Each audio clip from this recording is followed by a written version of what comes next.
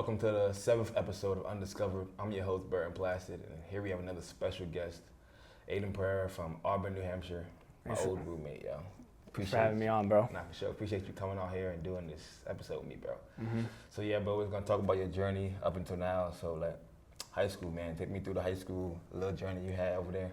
Yeah, so my high school recruiting and story was like obviously a little messed up with COVID. Mm-hmm. So, but it was good. I mean, I'm grateful for my experience. I went to Central Catholic in Lawrence, right down the road, like 10 minutes from here. Okay. And I feel like that was a great spot. Like I loved my time there. Like I wouldn't change that for the world. Like obviously there's bigger schools I could have done, but like I wouldn't have changed that. You know, I went in there my freshman year. Like nobody really knew me. Like I just kind of found out about the school offense they ran, whatever, and I was like, I want to go there. So then I kind of had to like, you know, prove myself because the coaches didn't know me. Played freshman football my first year, had like a really good year, you know, and then so they were like, all right, you're gonna compete with one other kid going into your sophomore year. Mm-hmm. And I was like, okay, cool. That's cool. He ended up transferring to reclass, so then they were like, all right, like it was my job, right? Your job. I had a good year. We went to the state semifinals. I had the quarterfinals. I had separated my throwing shoulder, was able to like play through it, finish the game. We won in overtime. Oh, that's tough. Then my junior year, then the next week we lost. Then like right when like COVID was starting, I had gotten 2 offers like early. Like I had Marshall and Colorado State. Okay. So like in my mind, I'm thinking I'm gonna blow up. Yeah. I'm thinking like I'm a sophomore. I already got these. They're about to blow up. Yeah. And then I was getting like a lot of interest from like some bigger schools, but they're like, we want to see your junior year. We want to see your junior year. Yep. Well, I didn't play my junior year until the spring. And by then, like most of those schools had commits already. Yep. So I kind of got dropped, and like, you know, then the portal became a thing. And then, you know, I ended up losing Marshall and Colorado State. Like they had some different coaches come in, and they kind of like, they didn't really they had their own guys that they wanted. Yeah. So then like navigating through that, my junior year was crazy because then like I'm doing all these camps, but coaches are like, yeah, we don't even know what we got for scholarships. This portal thing's new. Like we don't know how that's going to play out. Yeah. So like it was kind of madness. And then, you know, I end up getting like going into the summer of my senior year was when I was like, all right, realistically, probably going to be an FCS thing. Yeah. And then that's when Merrimack had offered me. I had Merrimack, Maine, and Central Connecticut, and then a couple Ivies that were like, you know, they wanted me to pay a crazy amount of money to go there. And I was like, no. But you know, it was really down to Merrimack and Maine for me. Yeah. But I didn't want to stay like this close to home at first. Like coming out of high school, I remember being like, I want to try something new. Yeah. So I went to Maine. Okay. Then you get to Maine. How was that like? So I know you said it was between Merrimack and Maine. So like, I know you didn't want to be close to home, but like, you didn't want to think about the Central Connecticut or the other ones, or it was just straight those 2? Nah, because I was thinking the CAA and Central Connecticut and the NEC, so that kind of like wiped it out for me. Because I was like, between Merrimack and Central Connecticut, I would have gone to Merrimack every day. So I wasn't really like that interested in Central Connecticut. So then that's when I was down to just Maine and Merrimack. Yeah. And you know, at the time, like Merrimack was still in the NEC. It wasn't like the independent playing this bigger schedule that, you know, we did the last 2 years when I was here. Yeah. But, you know, Maine was kind of like CAA was something new, and they recruited me hard. So that's kind of like that's kind of what led to that. Okay, so take me to that transition, you know, going from high school football, being the guy, especially at your school, you know, you're the quarterback, you're the man over there, got some scholarships, got some awards over there too, right, in high school. So like going to Maine and having to start all over. So how was that, especially at quarterback? Yeah, that was tough, honestly. You know, we had some older guys, you know, 2 guys. One of them just got signed by the Ravens as a UDFA, and then one of them just had 2 tryouts with the Titans and the Dolphins, I believe. Yeah. You know, so 2 guys getting shots in the NFL that were older than me, and ahead of me, and like, you know, I couldn't really get on the field, and you know that was frustrating for me because, you know, as I look back on that, like, I probably should have just humbled myself more because I felt like I should have been playing. Yeah. And like I should have just sat back, and not that I didn't learn things from them, because I definitely was like, these guys have been here, done that, like let me learn things from them. But like I think I could have learned a lot more than I did. from those two guys, as opposed to like, and some of that led into it. Like, my senior year, I was like the Gatorade Player of the Year, so like I kind of felt like, I'm gonna go in there, ball out, and then go up right away. Take a spot. Yep. Yeah, like I kind of felt like, and that's kind of like what I felt like maybe the outside pressure was on me too. Like, if I'm not playing, like, what is it, like he's doing something wrong. Which I felt like maybe at 18, 19, like maybe that wasn't really the expectation, but like that's just kind of like how I felt about it. Yeah. And I mean, I got up there and I just didn't like being there too. Like, you're in the middle of nowhere, it's cold. The coaches that recruited me were gone after my first semester. Oh, dang. Like, I didn't even play for the head coach that recruited me. Yeah, that's crazy. The head coach that recruited me, like, left 2 weeks before signing day. So then, things aren't really going my way. Some self-imposed, obviously. Yeah. Kind of like, Going through that. Yeah, going through that, like mentally, like that's the first time in my life I haven't played. So like. And you're a little bit far away from home. Yeah, like I was a little bit like mentally messed up. So then, hop in the portal, come back home to Merrimack. Thinking that's what I'm ready to come home now, whatever, all that. Come back, commit, right, feeling good. The head coach that I committed to leaves a day and a half later. So I commit like a Monday night. Yeah. A Wednesday morning, I open up Twitter, he's gone. Damn. So now I'm like, and Merrimack was really my only offer that I had. Like, I had other schools reaching out, but like nobody that had offered me yet. Okay. So I'm like, dang, like if this whole staff goes, like I might be cooked. Yeah. Like, fortunately Coach G keeps the job. Like, I hadn't really talked to Coach G, it was the DC. But I had a good relationship with Coach Baum and everything, so, they keep my scholarship, whatever. Come in the spring, still kind of like, I'm partly questioning myself, like, can I do this? Like, am I who I think I am? So then coming in the spring, have an okay spring, like learn a new playbook, all that. Come back into fall camp, and they still kind of had me rolling with the threes. And I'm like, whatever, like I'm gonna just put my head. That's when I think I really flipped the switch and was like, you know what, I can't control this. I'm gonna just put my head down and work, and it's all gonna work out. Yep. Like for me, like that, like was the best that I had. And when I was at Maine, when I wasn't playing, like I still was like, I was watching film like I was the starter. Okay. So like I took stuff from Maine for sure, and I improved. And like my first year when I didn't travel every game, so like me and some of the other guys that didn't travel would go out there, run through the script, and we basically play the game. Okay. Of like what we had just watched. Yeah. So like I took all that, I kind of knew how to handle the situation, and knew that things could change, and like really found out what worked for me to get better. Yeah. And kind of applied that into, that, and I had a really good fall camp, and I felt like I should have taken that spot, to be frank. Like coming here, earning that, you said you had a good spring, good fall. So yeah. Going into the fall, like after having a good fall, you said you felt like you should have earned that. So like going into the fall, what was your positioning then, like down the depth chart? They still had me as a three, but they were kind of like, hey, we were playing Air Force, who was like coming off like a really good year. Yeah. And we thought that might have been a blowout, to be honest. So they were like, look, we might try and get you in there at the end. So like I knew there was a chance of that. Yeah. But like, so then fast forward to that game, we were playing two quarterbacks at the time. Yeah. And then one of them gets hurt on the first play. So. Yeah, I heard about that. It was like a little jet pass. Yeah, like a trick play. Trick play, yeah. Gets hurt on the first play, done for the year. So now I'm the two, and I go in at the end of the Air Force game and do well. I had like let us down on the only scoring drive, threw my first collegiate touchdown in Air Force, which was pretty cool. Yeah. That was that fade J-Mac, right? Yeah. Okay, yeah. So I'm feeling good about myself, and I feel like a lot of like what I did at Maine, knowing how to study, and all that preparation kind of paid off for me in that moment too, because I got out there and I hadn't taken a lot of reps all week, but I knew how to get from not taking that time off in Maine. I knew how to prepare myself without reps. Okay.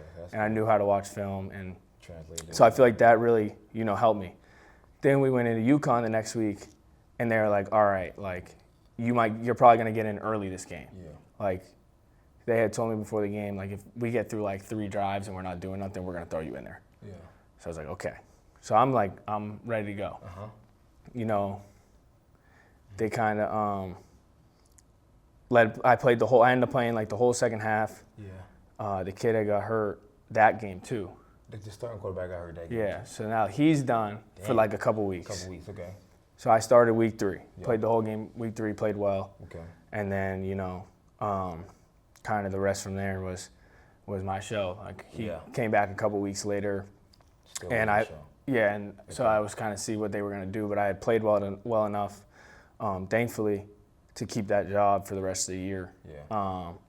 And, I think that really goes back to the good stuff that I did do at Maine and a lot of the lessons that I learned there. So going through that year, it was like a random, like you was a 3, then you got thrown in the fire, made some plays, quarterbacks ended up getting hurt. So you talk about just being ready, like taking care of your film, making sure your body ready and all that. So how did you feel about that year? Like, what do you think? Like, you said you had a good year. What do you honestly think about that year going into your next year after that?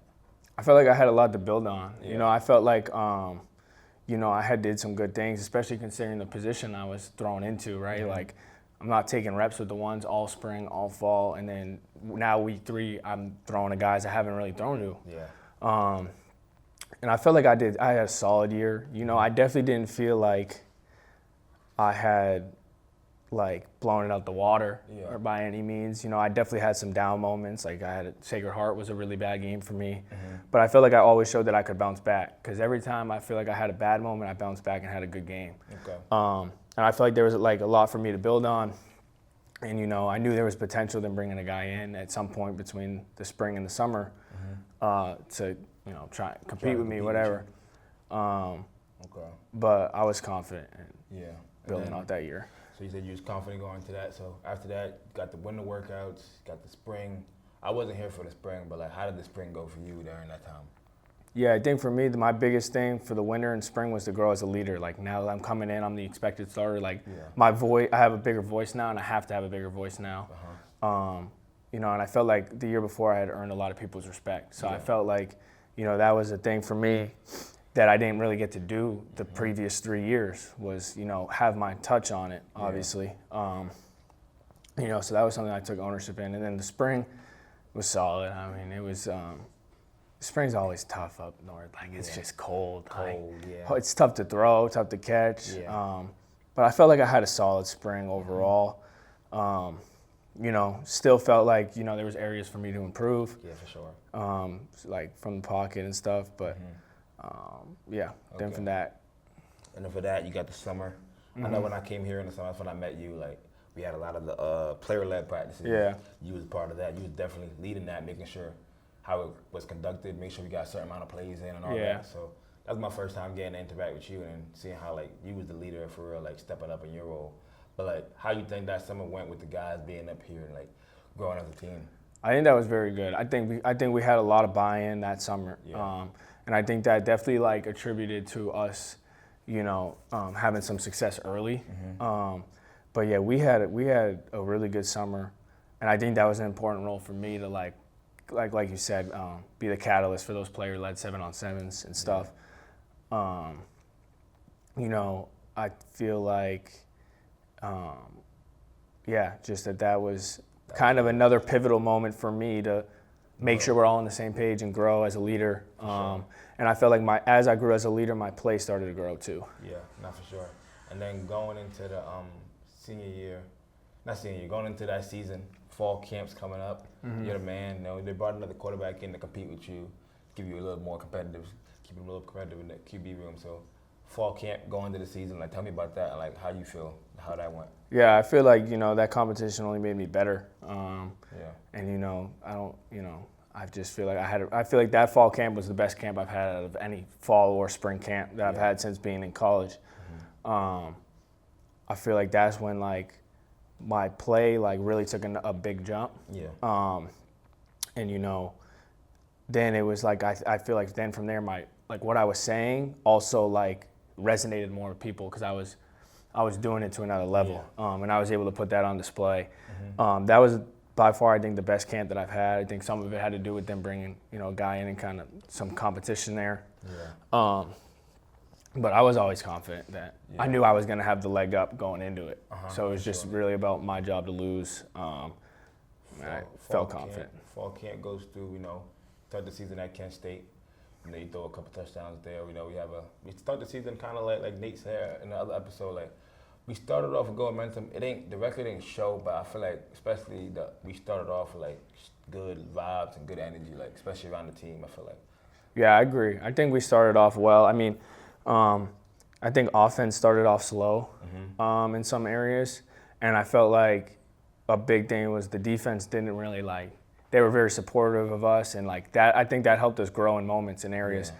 And for us offensively, it wasn't that we weren't moving the ball early on in the year. We just weren't finishing drives. We'd get penalties. We'd do something stupid and end up having a punt. But like we were doing well. I feel like we had a lot of total yards. Like it wasn't like we were just getting shut down. I felt like the scores never completely showed how good we were doing as an offense, but obviously ultimately it's about putting up points. And we didn't do that enough in the beginning of the year. Started to build momentum throughout the season, see how that went. Had a couple games where we got some good wins in. We had some good offensive drives led by you. I feel like there's a couple games, especially the Fordham game I was talking about, that was down 26-13. You led us back, especially for the seniors. How you feel like that was important? I feel like that was an important game for us. The season wasn't going how we wanted, but we just had to finish. Especially for the seniors, I feel like. Yeah, I agree. I think as you kind of hit it on the head. It was really for those guys to go out, and I feel like that's a testament to how close we got as a group. That was definitely the closest group I've been a part of. You just didn't want to let those guys down that were going to be done. Nate, G Rose, DJ, Dell, a lot of those guys that were really key pieces of the Merrimack program. That all guys that spent 4 or 5 years here. I mean, if you Nate 6 or 7, but then so it was just you wanted to send those guys out on a good note. And it was kind of the same story. Defense keeping us in it. Offense wasn't playing great. So I felt like it was time to turn up, time to flip a switch and find a way. I feel like, man, your season went good, man. You had some adversity, that's how football is, that's how sports is. You had some adversity, but you definitely had some plays where people was we got hope in Merrimack, man. Yeah. We definitely had some games where we needed you and you came up clutch for us. So, man, I want to say after that, man, ended up finishing the season and, you decided to do some things and enter the transfer portal. So I want you to take me through that real fast. So. Yeah, that was honestly the toughest decision of my life. That was something I've really battled with for a while. And we were living together, obviously. You kind of knew, I was going back and forth. I wasn't really sure because I felt like I had a better year. I thought my film was really good, but I didn't feel like the stats completely said everything. So I wasn't sure how that was going to get perceived. Ended up getting an agent kind of testing the waters of where things were at. I mean, that was just a tough decision. I just felt I needed to take that chance. 1 year left, take a chance, go up. Even if I'm putting myself in a competition, which I'm in, at least I'm taking a chance on myself. It's tough. We were losing a lot of guys. It's a tough place to recruit. It just is what it is. I love this place, Merrimack, to death, but it is a tough place to recruit. And, when you're losing that amount of guys and then, I just felt like I had to take a chance on that, and then taking the beating that I did last year, wasn't sure how that was going to play out, but I knew I didn't want to do that again. Sure. So it was definitely a very tough decision, but one I think right now I'm very happy that I made. Okay, then you ended up hitting the portal, and you probably had a couple offers in the portal. You ended up choosing Georgia State. Why don't you just take me through that decision and how did that transfer portal go? You already been through it before in Maine. Yeah. You're a younger guy, but now you're kind of on the older end. You're I know what I want. You're not here just taking visits. You're here to just find a home, compete, and play ball. So. Yeah, it was much different than my first experience. I definitely had a lot more schools reaching out.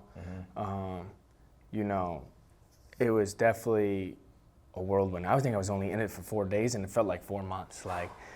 So I kind of got in there a little late. I got in on a Wednesday night or something, and then I think maybe Friday morning, Georgia State had hit me up about coming on a visit. So then I visited that I think I got there Friday night or something. Spent the weekend there. I was supposed to go I was supposed to go Friday, Saturday, Georgia State, and then Sunday, Monday to Buffalo. Yeah. Buffalo had a kid commit, Mm-hmm. and while I was on my visit, so I knew that was out. Yeah. And then had a couple other schools kind of like getting in the picture that were trying to get me to visit. Mm-hmm. But I loved the Georgia State visit. You know, they were everything they laid out about the plan. They came in with a plan of what they wanted, and where they saw, you know, for me development wise, how they were going to help me, the vision they had for me to help out the program, all that. And I felt like you know, they have some coaches with some NFL experience on that staff too that you know, I feel like can help get me there. So. You know, I loved that visit. I knew leaving that visit, it was where I wanted to be. So I didn't take any other visit after Georgia State. You know, I had some schools offering more, but like that was just where I wanted to be. Yeah, it wasn't about the money for real. It was about just playing ball. So, man, now you at Georgia State. You just went to spring ball. You probably had a good spring. So, man, just want to say, man, I appreciate you coming out here doing this episode, you know. Best of luck at Georgia State, man. I know I'll be watching when we don't got games. So, yeah, bro, appreciate you doing this episode again. I appreciate you having me. Not for sure. All right.